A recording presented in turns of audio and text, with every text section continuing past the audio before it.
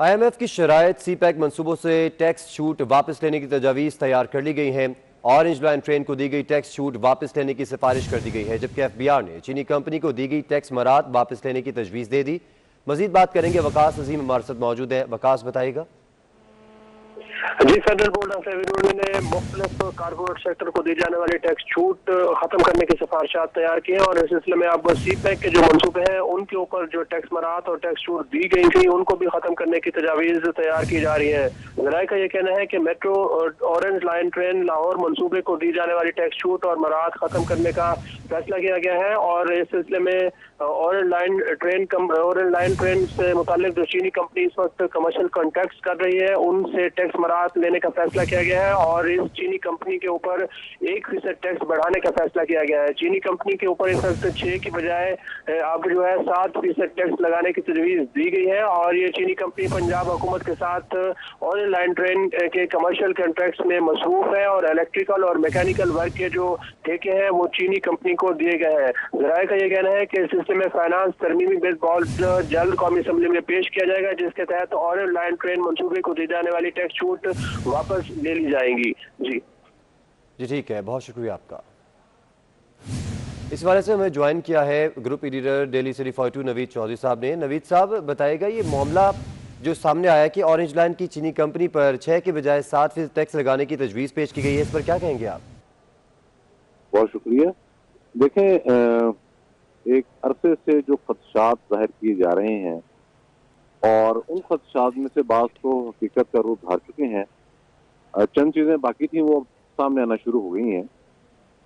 IMF चूंकि जहां से ऑपरेट होता है वहां मगरबी ब्लॉक का बहुत ज्यादा असर रसूख है और सी पैक के हवाले से उनके तहफुजात, उनके खदशात, उनकी नापसंदीदगी किसी से छुपी हुई नहीं है, वो खुद भी नहीं छुपाते। अब असूली तौर पर जब कोई मुल्क दूसरे मुल्क के अंदर जाके भारी इन्वेस्टमेंट करता है तो वहां उसको कई तरह की राहतें मिलती हैं। ये यूनिवर्सली है, कोई ऐसा इसमें मामला नहीं है। जैसे बांग्लादेश ने बेतहाशा तरक्की की तो ऐसे ही हुआ कि उन्होंने टैक्स छूट दी और अफ्रीका के बहुत सारे ममालिक हैं जिन्होंने टैक्स छूट दी और उसके बाद वहां पर बहुत ज्यादा इन्वेस्टमेंट हुई। तो चीन पाकिस्तान का हर अच्छे बुरे वक्त का साथी है। सी पैक के हवाले से जो इंटरनेशनल एस्टेब्लिशमेंट के तहफुजात थे वो सामने आ गए और आज हम देख रहे हैं कि उन्होंने ना सिर्फ कमर्शियल मंसूबों बल्कि जो सर्विसेज वाले मंसूबे हैं वहां पर भी टैक्स में इजाफे का मुतालबा कर दिया है। इसका बुनियादी मकसद यही है कि पाकिस्तान के अंदर होने वाली चीनी सरमायाकारी और सी पैक से रिलेटेड जितने भी मंसूबे हैं उस हवाले से उनको मजीद टाइट कर दिया जाए। काम तो वहां पहले ही स्लो है। उस सी पैक से मुतल्लिका जितने भी अफसरान और अहलकार हैं और अपोजिशन जमातें हैं वो ये बता चुकी हैं कि चीन इस सूरत हाल पर पहले ही बड़े इसतराब का शिकार है। कल ही मौलाना फजल रहमान ने एक जगह बताया था कि चीनी सफीर 3 मरतबा उनसे मिलने के लिए आए हैं और वो इन्हीं मामला को डिस्कस करते रहे। तो अब चूंकि हमारा सारा मामला IMF के पास जा चुका है, यूं कहें कि हमारी गर्दन उसके शिकंजे में दे दी गई है, तो उनकी शरायत हमें माननी पड़ेंगी और इसका जो एडवर्स इफेक्ट है वो हम देख रहे हैं कि सी पैक पर पड़ना शुरू हो गया है और कमर्शियल मनसूबों के साथ साथ सर्विसेज वाले जो मनसूबे हैं उन पर भी उन्होंने क्या टैक्स बढ़ाए। तो ये सीधा सीधा मामला सी पैक को हिट करने का है। लेकिन इसके अलावा भी बहुत सारी बातें आने वाले दिनों में पैदा होंगी। यूटिलिटी बिल्स के हवाले से तरक्याती फंड में जो हमारा अपना है उसमें कट लगेगा और बहुत सारी प्रॉब्लम पेश आएंगी। तो ये उसी का शासन है। ठीक है, नवीद चौधरी साहब हमारे साथ ही मौजूद रहेगा। हमें ज्वाइन किया है फ़ारूक सलीम, मौशी तज्ज़ियाकार हैं।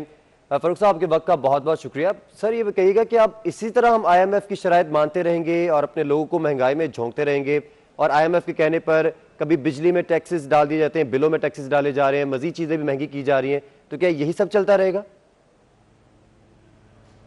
देखिए, दो चीज़ें हैं, एक कानूनी एंगल है, एक माशी एंगल है। कानूनी एंगल ये है कि हमारा सुप्रीम कोर्ट ये फैसला दे चुका है कि टैक्स लगाना या टैक्स की छूट देना जो है वो पार्लियामेंट का काम है, वो एग्जेक्टिव का काम नहीं है, वो वज़ीर आज़म साहब का काम नहीं है, वो सदर के ऑर्डिनेंस से निकालने का मामला नहीं है। हमारी जो पार्लियामेंट है उसकी मुकम्मल स्वाबदीदी इख्तियारात में से है कि किसको टैक्स लगाना है, कितना लगाना है और किसको टैक्स की छूट देनी है। अब आप IMF और बिजली वाला मामला सामने रख लीजिए। IMF पाकिस्तान को या किसी भी और मुल्क को कभी भी ये नहीं कहती है कि आप अपना बिजली का टैरिफ बढ़ा लें। उसका कहना ये होता है कि आप अपने बिजली के शोबे में जो लॉसेस हो रहे हैं, जो नुकसानात हो रहे हैं, जो खसारे हो रहे हैं, उसको कम कर लें।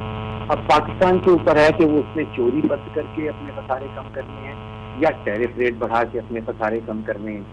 पाकिस्तान के बिजली के सेक्टर में जो 3 सबसे बड़े इशूज हैं, वो पहला इशू ये है कि महंगी बिजली के कॉन्ट्रैक्ट कर रखे हैं हमने प्राइवेट निजी बिजली घरों के साथ। दूसरा इशू ये है कि तकरीबन 20 से 25% जितनी भी बिजली बनाई जाती है वो चोरी हो जाती है। और तीसरा इशू ये है कि जो बिल भेजे जाते हैं सार्फिन को, उसमें से रिकवरी सिर्फ 90% होती है, यानी कि 10% वहाँ पे नुकसान हो जाता है। अब हुकूमत पाकिस्तान को ये सोचना है कि क्या वो चोरी कम करके खसारा ख़त्म करना चाहती है, क्या वो रिकवरी बढ़ा के खसारा कम करना चाहती है, या वो टैरिफ बढ़ा के खसारा कम करना चाहती है। तो हुकूमत जो है वो फेल हो जाती है चोरी रोकने में, रिकवरी बढ़ाने में, तो फिर वो आसान तरीन तरीका जो है उसको अपना लेती है और वो टैरिफ बढ़ा देती है और वो आपके और मेरे ऊपर बोझ पड़ जाता है। लेकिन ये काम वो पिछले कई सालों से कर रही है और उसके नतीजे में खसारे कम नहीं हो पा रहे। तो हुकूमत को सीखना चाहिए कि ये तरीका कार जो है ये खसारे कम नहीं कर पाएगा जब तक आप चोरी रोकने के ऊपर फोकस न करें। ठीक है, फ़ारूक सलीम साहब हमारे साथ ही मौजूद रहेगा। हमें ज्वाइन किया है सलीम बुखारी साहब ने, चीफ एडिटर हैं 24 डिजिटल के। सर बताइएगा कि इस तरह से IMF की शराइत मानी जा रही हैं, फिर जो गरीब है वो मज़ीद गरीब हो जा रहा है और अमीर अमीर तर हो जा रहा है, तो इस तरह गरीब को तो कोई फ़ायदा भी नहीं हो रहा। इसका वे आउट क्या हो सकता है? देखिए, सबसे बड़ी बदकिस्मती की बात यह है कि इस वक्त हुकूमत जो है वो मुकम्मल तौर पर IMF के शिकंजे में है। जो कंडीशनलिटी उनकी तरफ से लगाई जा रही है, उनको आंखें बंद करके बगैर ये सोचे समझे कि इसका अवाम को क्या नुकसान होगा, उन पर अमल किया जा रहा है, उन्हें माना जा रहा है। और अभी तो जो लास्ट रिपोर्ट आप बता रहे हैं, जिस तरीके से CPEC के हवाले से जो कंडीशनलिटीज है IMF की और जिस तरह से उनको दी गई मराहत जो है उनको वापस लेने की वो बात कर रहे हैं, मुझे तो समझ में नहीं आती है कि क्या हुकूमत को ये पता नहीं है कि वो चाहे IMF हो या वर्ल्ड बैंक हो, अमेरिका हो या यूरोप हो, उन सबको CPEC की कितनी तकलीफ है, कितने मरोड़ उठते हैं उनको। अगर उनकी बातों पे इस तरीके से आंखें बंद करके अमल करते जाएंगे तो हम कहीं के नहीं रहेंगे, ये हुकूमत को पता होना चाहिए। अभी तक भी जितनी भी शराहत हमने मानी है IMF की, उसने अवाम की जिंदगी दुभर कर दी है। महंगाई का जो हाल है वो आपके सामने है। बिजली, तेल, गैस, जिस चीज का नाम ने उसकी कीमतें बढ़ाई जा रही हैं, तो ये बात जाके खत्म कहाँ होगी? क्या लोगों का सांस लेना बंद करना है इस हुकूमत ने? मुझे तो इसकी समझ नहीं आती। मेरे ख्याल से अगर ये जो पॉलिसी है हुकूमत की कि जो IMF कहे वो करना है, तो फिर अल्लाह खैर करे इसको। सलीम बुखारी साहब आप हमारे साथ ही मौजूद रहेगा। रुक करेंगे फ़ारूक सलीम साहब का। फ़ारूक साहब ये कहेगा कि अगर ऑरेंज लाइन को दी गई ये जो टैक्स छूट है ये भी वापस लिया हुकूमत ने और FBR चीनी कंपनी को दी गई टैक्स मराहत भी वापस लेने की तजवीज़ दे दी है, तो इस तमाम तर सूरत हाल में जो हमारे चीन के साथ इक़्तिसादी और मुआशी रवाबित हैं उस पर क्या असर पड़ेगा?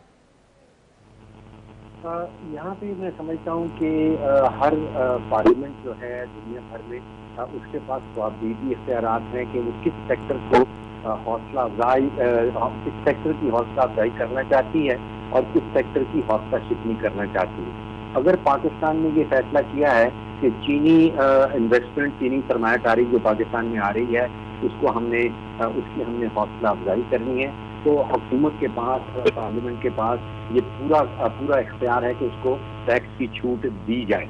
अगर किसी सेक्टर की हौसला शिकनी करनी है जहाँ पे हमारे पास ऑलरेडी प्रोडक्शन बहुत ज़्यादा है, तो वहाँ पे हम उसके ऊपर टैक्स, इजाफी टैक्स जो है वो आयद कर सकते हैं। यहाँ पे जैसे अभी कहा गया, मुझे लगता है कि दुनिया भर को एक बहुत बड़ी तकलीफ है कि पाकिस्तान और चाइना के जो आपस के ताल्लुकात हैं उनमें इतनी वो आगे क्यों बढ़ रहे हैं और शायद उनको तोड़ने की कोशिश की जा रही है। और जो पार्लियामेंट की स्वाबदीदी इख्तियारात हैं, अगर वो छूट देना चाहती है टैक्स की, वो IMF अपने कब्जे में लेना चाह रही है, जिसके नतीजे में वो पाकिस्तान और चीन की दोस्ती के ऊपर मैं समझता हूँ कि वार करना चाह रही है। फ़ारूक सलीम साहब हमारे साथ ही मौजूद रहेगा। नवीद चौधरी साहब आपके वक्त का बहुत शुक्रिया। सलीम बुखारी साहब आपका भी बहुत शुक्रिया। और फरूख सलीम साहब, आपकी का ही ट्वीट है कि पाकिस्तान गंदम 266 टन के हिसाब से दरामद कर रहा है। गंदम की बैनुल अक़वामी कीमत 45 रुपए किलो है, फिर पाकिस्तान में 70 रुपए किलो में क्यों फरोख्त की जा रही है? इस पर बात करेंगे। सलीम साहब हमारे साथ ही मौजूद हैं। फरूख सलीम साहब बताइएगा, अब ये सिस्टम क्या है, इसके ऊपर क्या कहेंगे आप? देखिए, ये सवाल तो हुकूमत से बनता है। मैं खुद समझ नहीं पा रहा हूँ कि हुकूमत ने आज हमें ये बताया है कि वो यूक्रेन से और बाकी ममालिक से $286 फी टन के हिसाब से गंदम खरीद रही है। इसका मतलब कि यूक्रेन और बाकी दुनिया के ममालिक में जो सार्फिन हैं गंदम के, उनको 45 रुपए फी किलो की गंदम मुहैया की जा रही है, उनको अवेलेबल है। तो फिर पाकिस्तान में रहने वाले जो हैं, हमको 75 रुपए की फी किलो गंदम क्यों मिल रही है? इसको अगर आप देख लीजिए कि औसतन हर बच्चा, बूढ़ा, मर्द और औरत पाकिस्तान में औसतन 120 किलोग्राम गंदम सालाना इस्तेमाल करता है। और अगर हम 75 रुपए दे रहे हैं, इसका मतलब कि हर पाकिस्तानी जो है वो तकरीबन 3,500 रुपया इजाफी अपनी जेब से निकाल के दे रहा है आटा खरीदने के लिए, गंदम खरीदने के लिए। और अगर 22 करोड़ पाकिस्तानियों का हिसाब लगा लीजिए तो हम तकरीबन 800 अरब रुपया सालाना इजाफी अपनी जेब से निकाल के दे रहे हैं अपनी गंदम की जरूरियात, अपने आटे की जरूरियात को पूरा करने के लिए। तो सवाल ये बनता है कि हुकूमत हमें ये बताए कि 800 अरब रुपया अगर आपकी और मेरी जेब से निकल रहा है तो ये किसकी जेब में जा रहा है? मुआशी तजियाकार फरूख सलीम साहब, आपके वक्त का बहुत शुक्रिया।